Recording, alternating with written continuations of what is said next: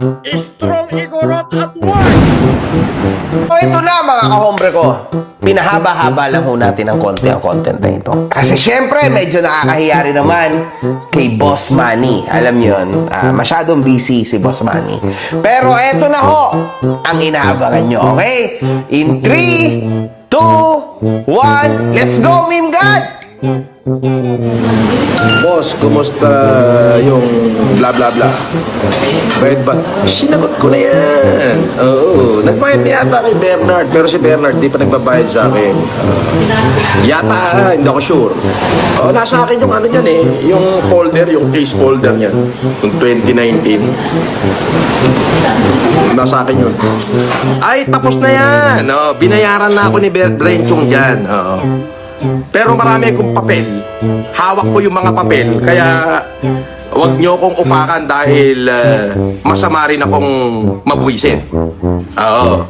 Marami akong hawak na papel ng mga kaso-kaso nung nagkakasuhan. Oo. Kaya ako tahimik lang. Pero pag nabuwisit ako, pwede ko ilabas yan. Pero yan ay tapos na at lipas na. Wala na rin silbi. Oo. Simpatili ko. Ipe-play ko lang ito mga kahombre ko, itong video niya. Kasi syempre kaharap natin si Boss Manny dito. Maraming po salamat Boss Manny at pinaunlakan niyo po kami dito. Eto papakit kasi maraming mga tao, no, mga kahombre ko na nanonood, sobrang gusto nila malaman kung anong masasabi ni Boss Manny dito sa utang daw ni Boss Manny kay Norman Mangusi na almost 30 million dollars. Pero pakinig po na natin kasi hindi ito alam ni Boss Manny, wala siya idea dito. Ito po. Ikaw, sa pangalan ko yan, magpo-post ako na lang kung may sa pag-iyan, i-post ko.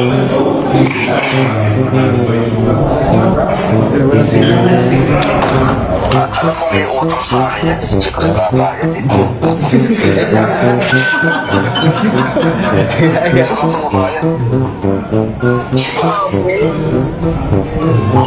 Kasi yung 30 million dollar ang utang sa akin.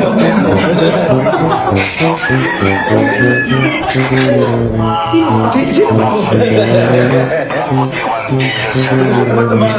Nagtatrack siya ito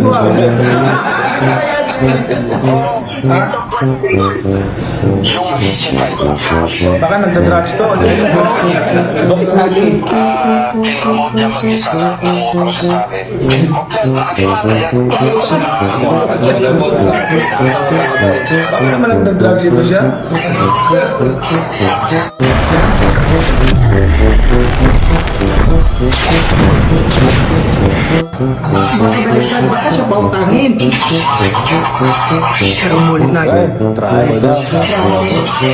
Nasabi po niya, Boss Manny, na kayo daw yun nga, narinig niyo, na tramo. Ayan, hindi niya na-meet. Tapos definitely wala kayong utang dyan, tama? Hindi ko ang kilala. At saka akala ko nga, adik yung piano mo. Isa pa, Boss Manny, nakapanayan ko po si Atty. Watson. Siguro about 2 weeks ago po, sinabi niya, napaka-imposible. Si Manny pa ba? Si Manny nga namimigay. Tapos ito, may utang klaseng kalookan. Di ba? $30 million? Oo. Boss Manny, parang hindi pa ata abot yun sa isang silabay niya. 1.7 billion pesos daw. Parang lumaban ka. Pero mataas pa doon ang kinikita mo, Boss Manny, sa isang laban lang. Grabe naman yun. Galawang lang yun. Akala ko nga nakadrugs eh. Pero mag-anak daw kasi si Pero itinanggi yan ha. Tinanggi na ho yan ni Amy at saka ni Lilian. So, yun ang pakalat niya lang. Yun, so... Baka naman may... Baka naman may ano, may something. May something. Well, sabi ni Atty. Guanzon, meron daw something, sabi ni Atty. Guanzon. Para sa kanya. Parang si may psychological imbalance. Yun. Hindi lang psychologically imbalance talaga yun.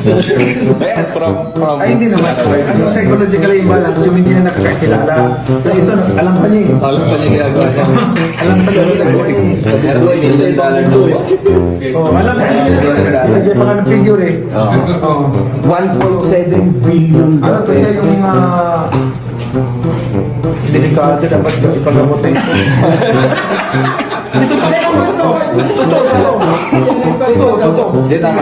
Kailangan ng intervention. Hindi, boss, kasi Kailangan ng help. Pero alam dapat pag mga ganyan, dapat tulungan na ipa eh. Kasi baka may tutulungan niyo po ba siya, Tulungan boss mo man? ba, Sen? Magpagamot? Di pagamot natin. Ayun, libre. Ayos pa. Ipapagamot natin eh.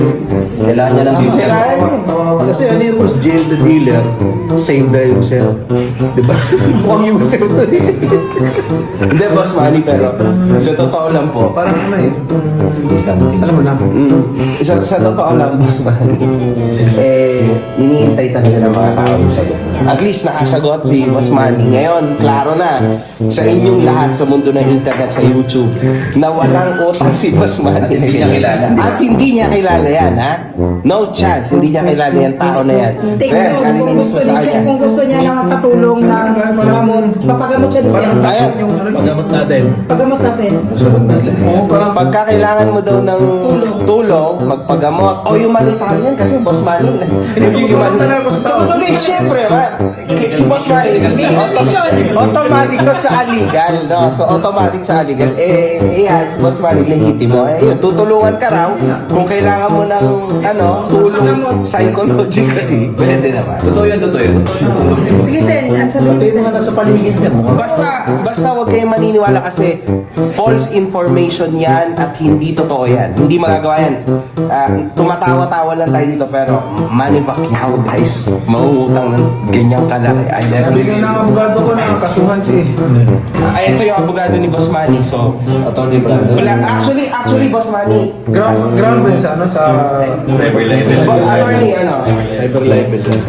Kasi sinisiraan ni Manny Pacquiao. maraming nakapanood. Boss, besides that, Millions po nakapanood. Saka mamalis, boss. Ayun kay Mami, di pala po may masami. Ayoko na lang po i-play, baka po Ano sabi niya? Sige. Play mo na lang, idol. Play mo na lang. At yung pangalawang link, idol, nandyan. Okay lang ba yan? Sige, ano sabi niya? Hindi lang, i-off ko lang. Salamat po. Salamat po. Hindi na lang po kasi nakakahiya, nakakahiya. Doon pa lang sa bloodline ko sa ina ko, royal blood na ako. Do you often delete mobile games one after another because it's always fake and doesn't look like the one in the Okay? So, mangusing kay Marcos ako, royal blood pa rin ho ako sa nanay ko. Oo. Kondonya at royal blood si Aling Revy, bakit mukhang baluga? Sagot! Bakit yung nanay ni Pacquiao mas masahol pa sa baluga? Oo, sagot! Iyon lang yun. Ano? Layo ko baka masikwat ko. Sagot! Baka masumpa ko ni Boss Manny dito. Wala ka pala may sagot. Go. Ayan po yung sinabi niya. Kaya po, ito si attorney, together with, Mark, kaya po kami nagkakonnect. Kasi po, Actually, boss, ang message ako. opo, kasi mainit po to sa internet, Boss Manny. Medyo... Mainit po. Kinonect niya po ako, tapos nag-usap po Di kami. ba, Sen, naalala mo yung sinabi mo noon? Okay lang kung ikaw. Pero wag na. Kilala ba niya ako? Kung okay lang. Tanong ko siya, kilala ba niya ako? Yan, dito. Okay ka. Baliw. Kasi ako na yan, Sen. Gusto mo na yan. Nag-message ako sa kanya, boss. Sabi ko, boss, ako yung mga, medyo yung sinabi niya. Una pa lang yung 30 million, tapos... Pangit yun. Babadi, nadamay yung... Mami, di ba? Ganyan din po siya sa nanay ko, kaya po kinasuhan din siya ng nanay ko. Dinamay yung nanay ko po. Lahat yun. Parinig ko kay boss yung mga pinagsasabi niya sa... Hindi, wag na. Nakahiya naman. Pero kasi ganun po siya. Sa akin, okay lang kasi influencer versus influencer. Pero bakit pati si Boss Manny, dahil mo sa katangahan Kasi ko? maganda yun, mabigat yun. Bakit kilala ba niya si Sen? Exactly. Oh, hindi niya kilala. Baliw ka nga talaga. Ayan, pag pinatulan ka ni Boss Manny, andyan yung maraming abogado yan, si Boss Manny. Pero yan, pagka ikaw ay pinatulan yan, paano pasok? Kailan mo? Kailan mo, attorney? Nag-usap na Ako lang po bahala, boss. Bigay ko na sa kanya yung requirements na hiningi ko. Apo, ang ibabalik ko lang po sa kanya. Nag-umpisa na kami, boss, actually. Pailan natin ang kaso. Ayun. Tama yung send ko. Very good, Norman. Nagdagdag ka na naman. Tatlo lawyer niya yan. Madama. Siyempre, mali pa. Pailan natin ang kaso. Tingnan ko kung ano to. Oo, kasi- Tapos pag nakulong, dadalawin ko siya sa kulungan. Pwede yun. Pinapawag ko na ba yung tulong mo? Kasi pinapawag ko Ayaw nyo na po siyang tulungan. Tulungan ko pa, paano? Palagay ko sa hospital. Hindi, baka yung tulong ni Boss Manny sa pack, baka sakali mabago yung takbo ng utak mo. Personally. Kasi yung sa'yo okay lang kasi naalala ko dati sabi mo okay lang yung lahat ng punch sa'yo eh. Pero pagka si Mami Dina family na yun. After ano na yun, yung ibang bagay Foul na yun eh. Foul na yun. Sobra na yun. Kristian lang ako ngayon. Kaya, kaso na muna to. Yes, boss. Kaso, Seryosohin mo yan. Kasi kung hindi, Kinuha ko na nga sa kanya lahat ng yung kailangan. tapang nito, bunga nito, tahiin ko ba ito? Kalingkingan ko lang yung tapang yun eh. oo naman, syempre. Kasi ano yan. Ka dito, boy.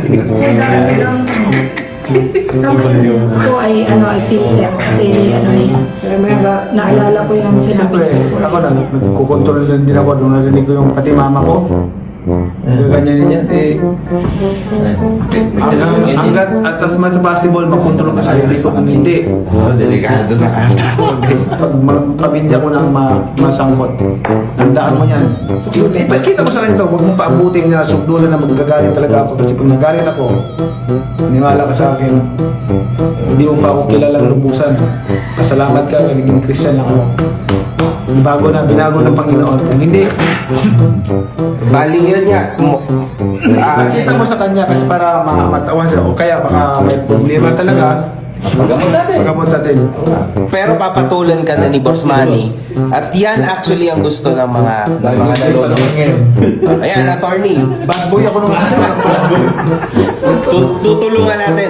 Tutulungan ko si Boss Manny na mabigay, i-feed ko lahat ng Pero siyempre, Kailangan. ayos naman tayo. Yes, oo. Kasuhan natin. Yes, boss. Tama. pero dapat ano Pero talaga na huwag mo ipakita yung ano mo, sa angas mo sa Internet. internet. Kung nga mo lang sa Bisaya pa ba hindi ka makahulog sa imong sinamo Kulang mo na kayo. Strong control daw yan. Okay yan, okay yan. Ayaw natin ang gano'n kasi Bible na tinuturo natin ngayon. Mga kombre ko, ito huling mensahe ni Boss Manny para sa mga OFW. Kasama na ni Atty. Rowena Guanzon. Si Boss Manny rin, may mensahe sa inyo. Huwag niyong aksayahin ang pera niyo sa pagpapalipad niyo. Ayan, galing. Ito, si Boss Manny mismo magsabi sa inyo. Sa aking mga kababayan na OFW, magandang araw po sa inyong lahat. Ako po advice lang po sa inyo na huwag po kayong basta-basta magpadala ng pera dito kasi alam niyo pong social media ngayon talagang maraming manluloko, maraming magpapanggap na gano'n, tapos tutulong na ilan lang tapos lahat na rin binubulsa na nila. Ganun ang racket nila para kumikita sila.